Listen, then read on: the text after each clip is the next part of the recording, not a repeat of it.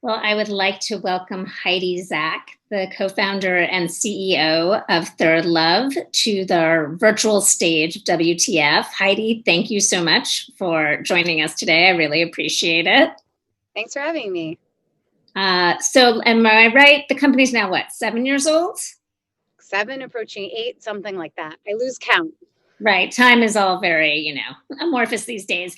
And you're the third largest online bra and underwear company in the United States, which is pretty amazing.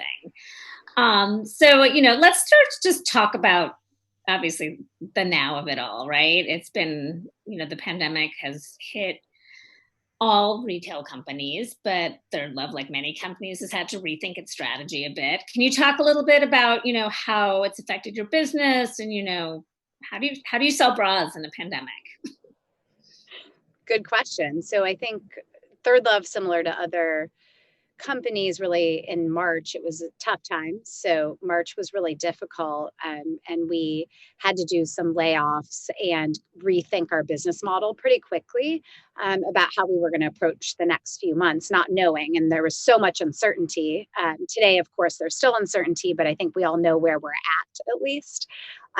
So specifically for ThirdLove, it was really about making sure we were running the business profitably, and then also just really focusing on the customer mindset. So with the shift to COVID, it's like you start to look at all of your marketing, all of your content, and nothing makes sense anymore.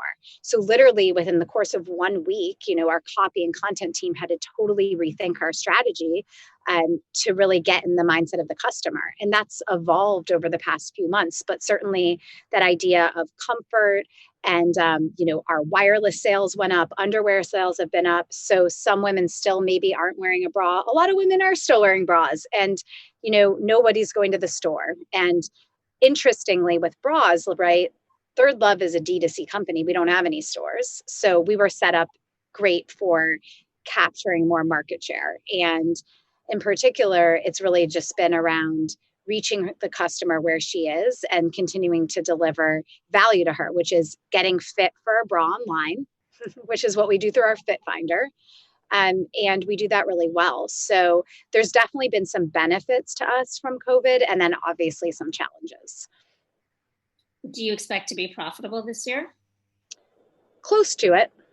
Okay, that's good. I understand you guys were raising around in the spring. Can you talk a little bit about that? Yeah, nothing to comment on for the round.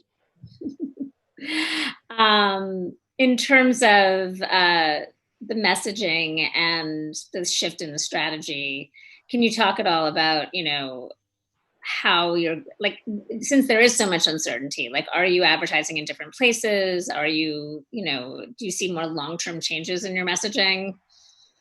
Um, I think in terms of channels, like for us, we spend a lot of money on marketing and brand building. That's a big expense that we have as a company. So we went ahead. It was interesting. We had a partnership with Hulu planned in April and May, and we went ahead with it. We didn't pull it, and it was very successful.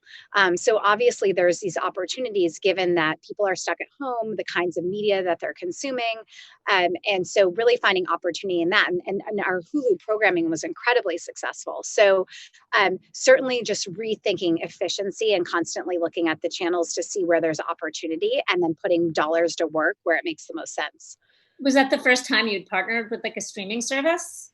Yeah, we had done some light testing with Hulu last year in 2019, but this was like the first larger kind of all-encompassing programming we did with them, and it was really effective. Do you think you're going to do, I mean, given that streaming services are skyrocketing and everyone still are at home watching a lot of TV, is that going to be a bigger part of your strategy, you think, for the next few months? Yeah, absolutely. It's really about finding those shows where the demographic aligns with ours. So we did Little Fires Everywhere, Miss America. So we did these shows where you can imagine that core audience was so on point for us. So finding synergies between the content and then making sure we're one of the only sponsors, or maybe the only sponsor, is really, really important to the success. I also wanted to talk about something that happened pre-COVID with Victoria's Secret. There was a pre-COVID. We had a life before this. where you you put out a full page letter to the executives of Victoria's Secret about comments their CMO had made, just basically disparaging transsexual and plus size models. I'd love it if you could just talk about kind of what went into that, what prompted that, kind of what the reaction was to that. Yeah, so you can imagine my surprise when I woke up one morning. I think it was November 9th of 2019. It was right around my birthday. And so I remember waking up, and all these people were texting me. And I'm like, what's going on? And then there's that panic that sets in, like, something's really wrong. And they're like, have you seen this Vogue article? Like, you know, Ed Rasek said, we're nobody's third love, we're women's first love. And it's the title, and he talks a lot about your company. And so, this article was quite long. And the woman who did the interview didn't actually write an article. She actually just transcribed the interview. So it was question, answer, because she just wanted the voice to come through. So you read this over, and I did, and my blood was boiling. And I was like, I cannot believe that he has the gall to say all this stuff like in an interview. And this is exactly what's wrong in the world, and then what's wrong in the world of lingerie. And so we were just talking about it internally. We didn't have a plan. There was no plan to write a letter. And my co-founder, who's also my husband, was like, this seems like a good opportunity for us to actually take a stance, which we had never really done, against Victoria's Secret. And so with some really quick thinking, we wrote this open letter, and it went through a bunch of iterations really quickly over 48 hours. And then we took out a full page ad in the New York Times. And it was one of those moments that, of course, in retrospect, when you make the right decision, everyone's like, that was awesome. That was perfect. All this stuff. And when you're doing it as a CEO or a business leader, when you make these big decisions, it's not so easy. I mean, I was debating it. I was like up all night with a stomach ache about it, right? Like it felt like this really big deal. And we also didn't even think through what would happen after. We were just so worried about getting the letter out there. And then it created a lot of conversation, which was really positive for our brand and for women. And I think for us, the goal was really to basically say, hey, everyone out there, there's a different option. Like there's a different way to look at this. And I think a lot of other people agree. And one thing that was just interesting was how many men emailed me after that to say, I looked at that with my daughter at the breakfast table on Sunday morning, or that was awesome. And like my wife really appreciated it. So I was actually shocked at the amount of men who contacted me. I mean, women did too, but a lot of men were like, that was good. So that's how it came about. Did it affect sales? Yeah, I mean, it definitely helped. It's so hard. I mean, honestly, it was happening during like holiday time, so it's very hard to suss it out. But I think it helped more than anything versus sales. I think it helped us build our brand and what we already stood for in a broader sense. Right. Very interesting. Did you hear back from them? I have didn't hear back. There was no response. I've never heard anything. Very interesting. Sort of conversely, you have been the subject of some critical coverage regarding the culture at ThirdLove, kind of insinuating that the company wasn't friendly to working moms. I'm interested in kind of what your reaction was to that article. Yeah, I mean, I think it's tough to read something where you inherently know the vast majority of what you're reading isn't true or is taken out of context. And so I think, to be candid, I spoke to that reporter, and many of our current ThirdLove teammates went on the record, and they weren't even included. So there was just so much of my story of having spent an hour with her, and then of other ThirdLove current teammates who would have put their name down, their real name, not their fake name. And it's frustrating to feel like it was very one-sided. So it is what it is, but. I mean, and, Jessica Lesson has written about this, but, I'm interested in your thoughts, because this isn't the first time this has happened. There were a few articles that were about women CEOs who were particularly critical. So I'm interested in your thoughts. Like, do you feel that women CEOs are treated differently than men CEOs in the press? I actually don't even think it's in the press. I think female CEOs are always treated differently by lots of different people, investors, the public, certainly the press, and just the world at large. I mean, I do think women are generally held to a higher standard. And so what I see, it's not to say that um, maybe the story wouldn't have been written or these stories from other female founders, but I think it's more interesting potentially to the public. And I think that it's just different. I think there's a different expectation. And I think Jess or other people have alluded to this, the idea of like, what does it mean to be tough? And when a woman is tough, how does that come across to other, especially potential female employees? And if it was a man being tough, is that even a thing? Like maybe it's not, you know? And so I do think there's an unfair expectation of what it means to be like a female CEO. And it maybe doesn't align to the expectations of men. And like the other thing I said, I think before was that, you know, you could imagine stories where you're like, oh, that young gentleman who's 23 running his first company, he doesn't know what he's doing. But if it's a female, it's like, oh, she knew what she was doing and she was really like gonna, you know, and I think it's kind of an unfair balance of expectations.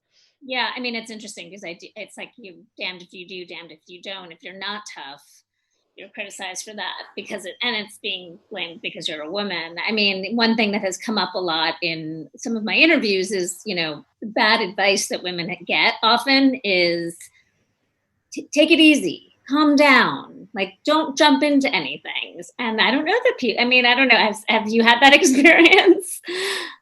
No, I think especially even with like our investors, like we have very supportive investors and they've always been like on my side and have been like, you know, don't worry about all this stuff. Like it, you know, it's so we've been very fortunate to have really great investors, but I know that's not the case with other founders. I hear those stories. Yeah. Absolutely. I mean, on the point of working, you know, women and working moms, I'm interested in like, you know, obviously there's been a lot of studies that show that working moms are taking the brunt of the child care and the homeschooling during COVID. Can you talk about how you're, given that most of your workforce is women, how you're managing that with your own employees? Yeah, I mean, I think the biggest thing has just been flexibility. So obviously everyone has a unique situation and everyone's situation is different. So we can't set some massive policy that will work. But I really think it's been about flexibility, like get your work done, do it when it is most convenient. And if you're having issues, take time off. You know, we've really, really been trying to encourage, we've actually done a forced wellness day every month since May. So 4 months in a row where the whole company has taken the same day off just to decrease email and let everyone sort of decompress because everyone's working really hard and there's a different level of stress right now. And so that's one way we've done it. And the other is just really making sure those with kids know that they have the flexibility to work early in the morning, later at night, do your calls when your kids are napping, whatever that may be needed to work for them, just make it work and trying to take some pressure off. Yeah, it's a tough time. Just talking a little bit more about the business, you know, ThirdLove has been thought to be an IPO candidate. How are you thinking about the market given like this crazy frenzy of IPOs these days? And, you know, what does that mean for you guys? Yeah, I mean, I think it's very interesting, the market right now. I think SPACs in particular are kind of the hot item. And certainly we've been approached, you know, by many. And so I think there's just more flexibility today in terms of thinking about how you may potentially take your company, you know, public at some point. So I think that's been really interesting. I mean, for us as a company, now is a time to take market share. So, you know, being a digital brand, you know, continuing to grow. And then, you know, at some point potentially going public, but you know, at the right moment. And it's always, we know this, we all see it. It's always timing, and so timing's everything. So I don't have, you know, distinct plans on timing of anything like that right now. How do you evaluate? I mean, just out of curiosity, you have these approaches for SPACs. Like, how do you even evaluate, like, who would I even go with if I did this? Well, I think for SPACs, I think what I've learned, and it's been a learning journey for me, is the sponsor is incredibly important, right? So there's this alignment between your vision as the CEO and the sponsor's vision, and also the skill set and network they bring to the table, since they're the sponsor of the money. And so Right. I think that alignment is really, really important. And then the size of the SPAC matters. Size matters. So yeah, just making sure there's alignment there. Right. Absolutely. Um, and e-commerce obviously is skyrocketed now. I mean, do you think, how do you see that playing out post COVID? I mean, obviously this is going to be I think it's going to take a while for people to be comfortable to go into stores again, but I'm just curious from your perspective, like, what's your long-term outlook on this? I mean, COVID has basically taken 5, maybe 10 years of what would have been acceleration, continued growth of e-commerce, and like made it into 1 to 2 years. It's nuts. Like, so you have this forced shift, as it's done with companies to force shift how they work. It's force shifting the consumer to do something potentially very, very different than he or she has done in the past. And then the question becomes, how was that experience for them? So this is a moment where it's either make or break for any company to either deliver value or to either exceed the customer's expectations or not meet them. And so, our goal is to meet or exceed our customers' expectations. So she's like, I'm never going to go back to a store to buy a bra. Why would I? That's really, at ThirdLove, what we're trying to do. And so I think that'll all play out, but certainly that acceleration is unlike anything we've seen even since like the early 2000s. I mean, this is literally a forced shift in a channel. And you have so many bankruptcies. The landscape's changing overnight in 6 months. It's crazy. It's crazy. It's totally crazy. You guys did have one brick and mortar store, right? We had one pop up in New York in Soho. The lease was actually up in May, as luck would have it. And we were literally about to sign leases on 3 new locations that we were in discussions right when COVID hit. And so we were super fortunate. Obviously, we didn't sign them, and then the pop up just closed. So we had a lot of learnings from that. And I do think we'll do physical retail again at some point. So I'm not saying it's only digital, right? But certainly for us, we were really lucky that we hadn't gone there yet. So you still think even for a D2C brand that physical has its bonuses? Yeah, I think there's twofold. I think one is brand building. So I think that it's hard to embody a brand through your phone or your laptop in a really, in a way that, and in a store. And so that's one point. And then certainly for some categories, bras being one, if you have something that's hard to fit, having that ability to help women find the right size in person has a lot of potential. Right, right. Um, you're also an investor. I'm kind of interested in what you're interested. What have you been looking at? What kind of intrigues you other than e-commerce?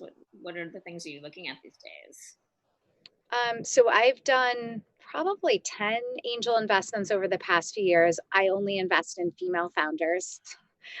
So I'm sexist in that way, I suppose. And I really actually just look at the founders. I mean, I've invested at very early stage, and to me, it's all about the founder. It's about their energy, about their passion. Of course, the idea matters and the sector matters, but I've invested in a variety of types of companies that are outside of consumer as well. And in my mind, you got to have the fire in you to succeed, and that's really what I look for.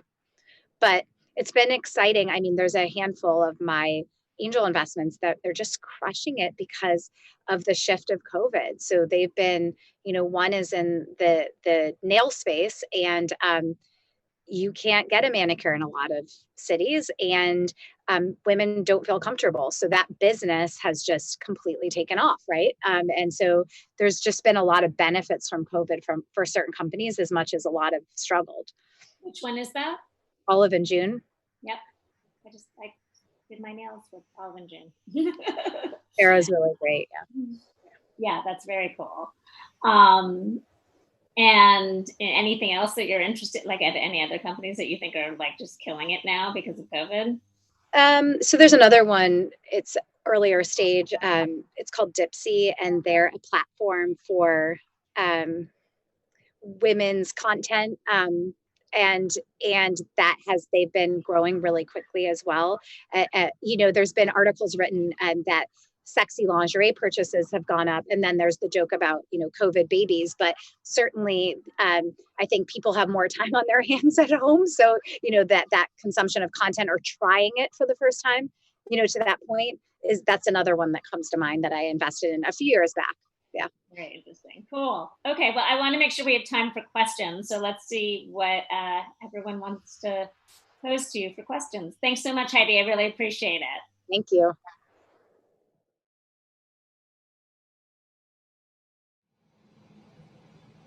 Hi, Heidi. How are you? I'm good. How are you?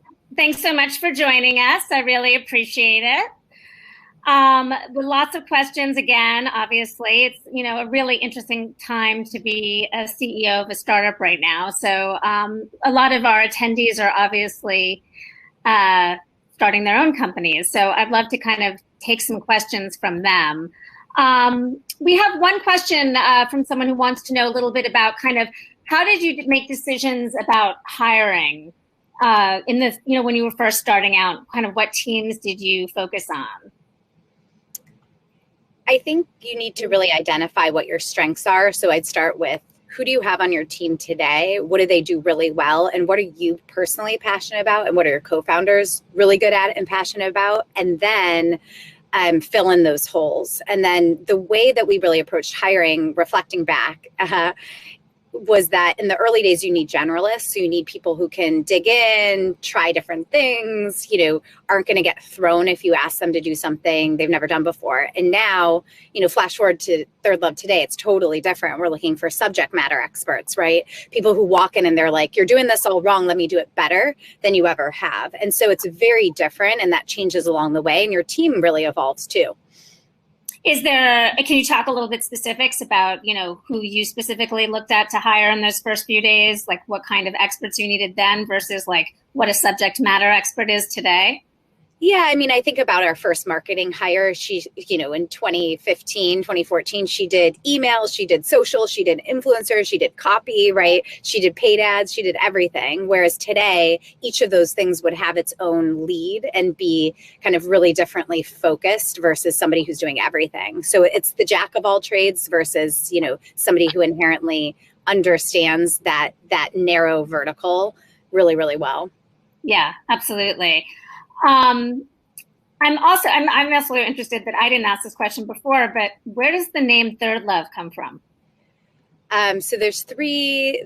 The idea really was that women never had other options in the bra space. So this idea that you had either a comfortable bra, right? One that you loved wearing, but really didn't want anyone probably to see, or a beautiful bra, but it was super scratchy and you never really wore it. And so the genesis of ThirdLove's product was really this combination of comfort and style coming together, creating a third love. It was also the idea that women are stuck in these traditional sizes, like you're a B cup or a C cup or a D cup. Well, we created C.5, we created D.5. So ThirdLove is really a third option and a third love that women can really get behind. Interesting. The other question, this is an interesting one. This is from Ariel Wengroff. Thanks, Ariel. Can you talk about how you create a line that is for women, but inclusive of all people? For example, she thinks is considering changing to thinks or they thinks. Man repeller just changed to repeller. Are you thinking, how are you thinking about that?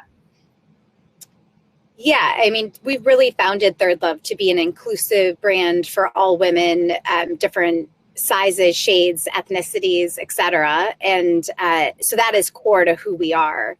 Specifically as it relates, I mean, our name, I don't think necessarily indicates anything in particular besides, being comfortable in your own skin. Certainly as we think about expanding into different categories, there's a lot of different ways we could go. But no plans to drastically change anything today. And I'd love to get your thoughts about kind of the market today and talking to investors. I mean, I don't know if you feel this there feels to be a little bit of uncertainty going into the fall, and we've written about this a bit. I mean, how are investors thinking about it? How are you thinking about it? Kind of, what's your strategy? It's day by day, week by week. It's so hard to predict. I mean, forecasting is nearly impossible right now. So you do your best and you have different scenarios and you have to run your business and talk about being flexible today. I mean, startups have always been flexible, but I think that you have to be able to pivot, to move quickly, to not be locked into long-term anything right now. Nobody wants to be in any kind of long-term contract. So I think flexibility is key. I don't know what's going to happen. I mean, it ebbs and flows for us as well. So I wish I knew the answer to that question. And if somebody else does, they should contact me and let me know. I would love to hear about how your forecasting process has even changed. Like, how do you, when things are changing so quickly, like what is it like normally? I mean, for so many of our attendees who are, have maybe just launched a business right before this all happened or trying to launch a business now, like how should they be thinking about that process? Well, one of the things we did originally, and this was actually back in March when COVID first hit, was like worst case scenario. So for ThirdLove, what's our worst case scenario? Well, there's a lot of them, but one of them that I'll tell you about is tell me about all of them.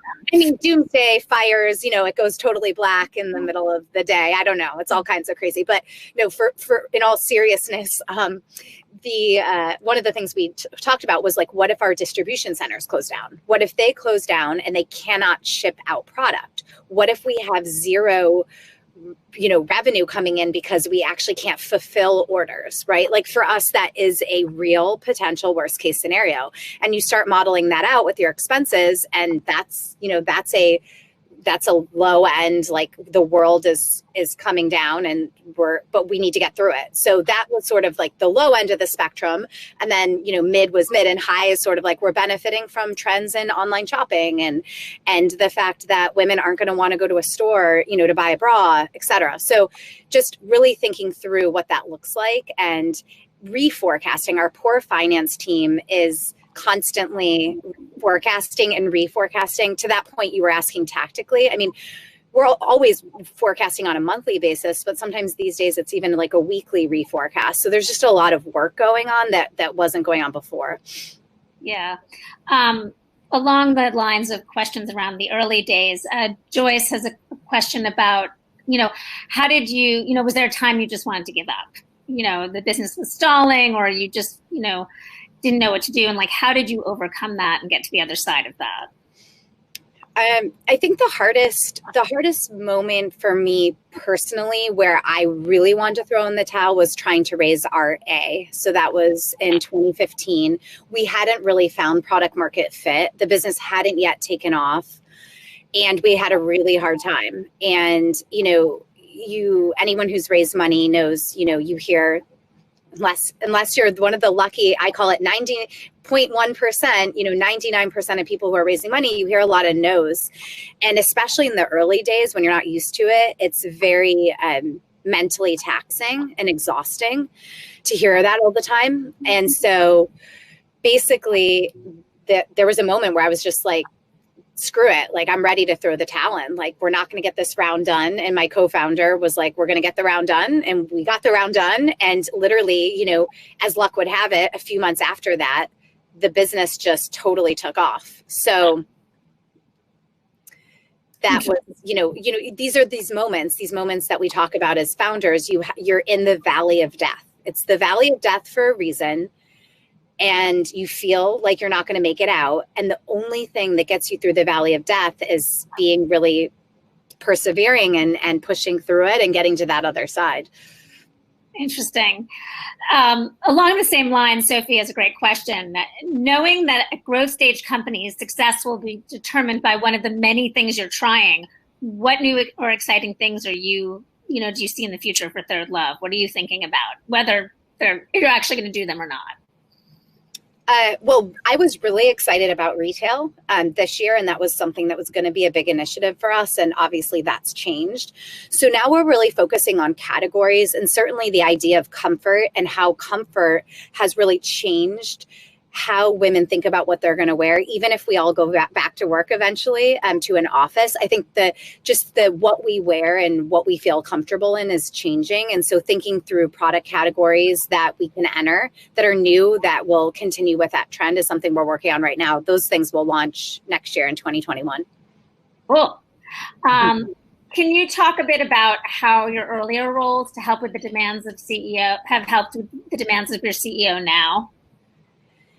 Yeah, so I had sort of this interesting background, which was a blend of retail and technology. So after business school, I went to a traditional retailer in New York, and I was there for 5 years. And really, I learned so much there operationally, but I also just had a lot of questions.